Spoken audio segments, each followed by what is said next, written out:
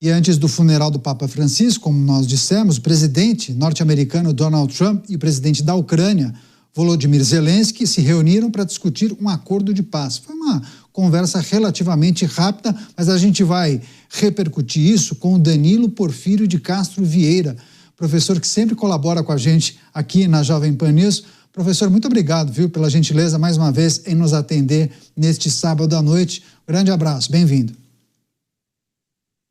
Daniel, obrigado pelo prestígio sempre e estou à sua disposição. Perfeito. Professor, essa imagem, né, de Donald Trump e Zelensky conversando ali na Basílica de São Pedro ganhou o mundo. E aí, na sequência, o presidente ucraniano fez uma postagem falando, se referindo a esse encontro como uma boa reunião e que eles teriam tratado de uma trégua incondicional, essa expressão que ele usou.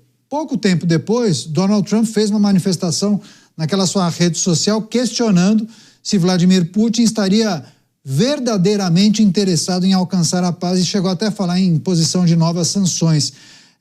Enfim, parece que nesse rápido encontro, Zelensky conseguiu trazer de volta Donald Trump para o seu lado, né? Depois daquela rusga pública que nós acompanhamos há alguns meses. O que é preciso considerar? Para onde o conflito está caminhando, hein, professor? Bom, nós aqui observamos que, por parte dos americanos, não é, há um ânimo de agir num processo, Daniel, de mediação e de conclusão desse conflito. Havia uma convicção do Trump, né, do governo Trump, establishment do governo Trump, em ter uma solução rápida. Entretanto, por parte do próprio governo russo, né, as propostas de solução ou de cessar fogo para uma posterior pacificação não obtiveram êxito. E aí nós temos que fazer, talvez, algumas ponderações. O governo russo conseguiu hoje, e aí a partir de agora nós temos que observar a que pé que as coisas andarão. O governo russo hoje conseguiu oficialmente declarar a reocupação, a reconquista do território, da região de Kursk. O que nos parece é que qualquer possibilidade de uma composição, seja de cessar-fogo, seja de pacificação, não terá como objeto a possibilidade de compensações. Então, primeiramente, o quê? Reocupou-se territórios que foram invadidos pelos ucranianos para que não haja nenhuma possibilidade de busca o quê? De trocas, de compensações territoriais. Esse é o grande ponto, ao meu ver. E sem contar que me parece que a paciência de Trump se esgota nessa perspectiva. Então, nós temos que agora esperar, né, ao nosso ver, os próximos passos, se realmente Putin sentará à mesa para a negociação, porque a situação agora, para ele, é privilegiada, e as condições, ao meu ver, partirão do governo russo para que a pacificação ocorra. Agora, professor, não sei se o senhor chegou a acompanhar, no dia de ontem, uma famosa agência de notícias divulgou informação sobre documentos que mostram justamente o impasse nas negociações sobre o fim desse conflito no leste europeu. Uma teria sido redigida pela Europa e a outra proposta pelos Estados Unidos, mas há divergências substanciais em relação à questão que envolve os territórios, as sanções e também as garantias de segurança. Quando a gente olha para essas propostas que vêm sendo discutidas, aventadas, articuladas e negociadas, quais lhe parecem os caminhos mais adequados e prováveis para a gente chegar a um bom termo para colocar, se não um ponto final, pelo menos um ponto e vírgula nessa guerra? Um ponto e vírgula que já, né, Daniel, corre desde 2014 com as diversas intervenções naquela região, né? Mas o que eu quero bater na tecla, Daniel, é que não há condições de se estabelecer uma negociação de paz com o governo russo, condicionando a entrada da Ucrânia, seja na OTAN, seja na União Europeia, e que haja presença de uma força de afiançamento de soberania ucraniana de origem europeia. Para os russos, a Ucrânia é uma ficção. É uma ficção. A origem da mãe Rússia, isso, não é? Nós conversamos isso desde 2022. A mãe Rússia, aos olhos do governo russo, se inicia no território ucraniano. Inicia-se em Kiev. Então, não há condicionantes para se estabelecer paz, havendo o quê? Uma presença europeia naquela região, ou mesmo que uma entrada dentro da órbita europeia da Ucrânia na perspectiva, seja política, seja militar.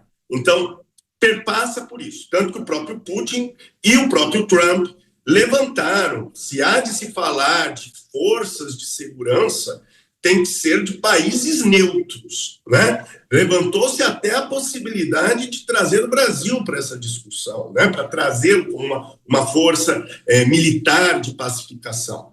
Mas, volto a insistir, inclusive, essa questão está se tornando a cada dia que passa mais europeia. E quanto mais europeia ela se torna, maior o impasse com os russos.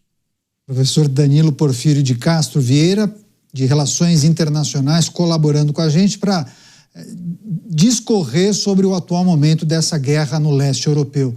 Professor, peço licença, nossa comentarista Priscila Silveira fará a próxima pergunta. Priscila, com você. Boa noite, professor Danilo, satisfação falar com o senhor. Professor, o senhor acha que esse encontro do Trump, né, ameaçando, questionando a Rússia de alguma maneira, ameaçando também, né, de alguma forma, pode influenciar nessas tratativas com relação à Ucrânia e à Rússia? Eu acredito que, doutora Priscila, nós vamos, nessa reunião, observar que o Trump quis expor que a Ucrânia não está órfã, como se, né, como num primeiro momento tivemos essa impressão, né, olha, o Trump é incondicionalmente pró-Rússia. E claro que eu insisto sempre, doutora Priscila, que a Rússia faz parte de um projeto estratégico, securitário e até econômico dos americanos, onde envolve questões chinesas e até mesmo o Oriente Médio. Não é? Mas o Trump dá um recado. Esse projeto não é um projeto incondicional. Não queiram os russos se aproveitar dessa situação. Claro que é um recurso retórico. Né? Por trás dos bastidores, agora, nós veremos a composição. Mas volto a insistir, doutora Priscila.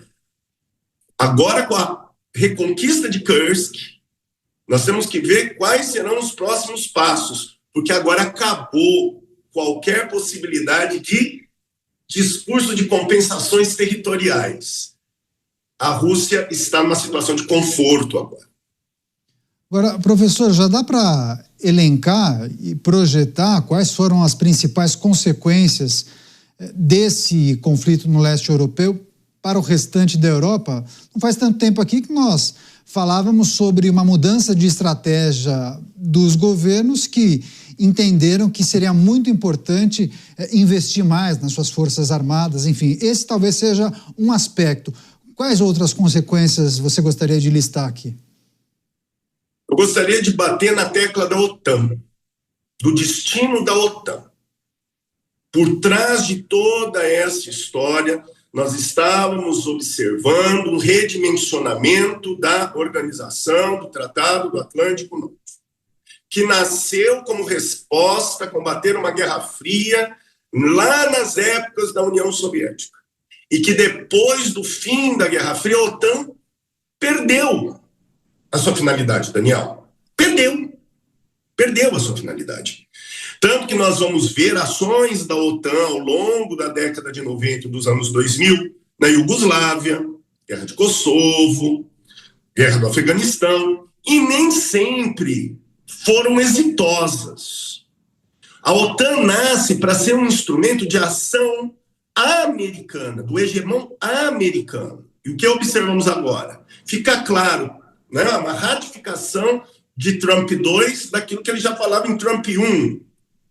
A OTAN está a serviço do hegemon americano, não dos desejos e anseios europeus. Era para expandirmos a ação da OTAN e dos interesses europeus, e até o governo democrata americanos na Ucrânia, e agora o quê? Nós deixamos muito claros, a OTAN tem que ser redimensionada, não na sua expansão, doutora Priscila, mas na sua regionalização.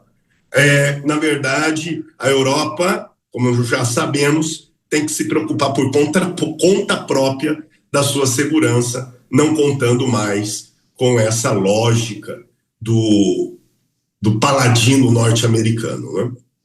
O encontro de Donald Trump e Volodymyr Zelensky, a ameaça feita por Trump a Vladimir Putin, os caminhos possíveis para esse conflito no leste europeu, em destaque nessa entrevista com o professor de Relações Internacionais Danilo Porfírio de Castro Vieira, habitué aqui da programação da Jovem Pan. Professor, muito obrigado, viu? Boa noite a você, grande abraço e até breve. Abraço forte e muito obrigado sempre. E bom fim de semana. Muito obrigado. Até mais, professor. Para você também.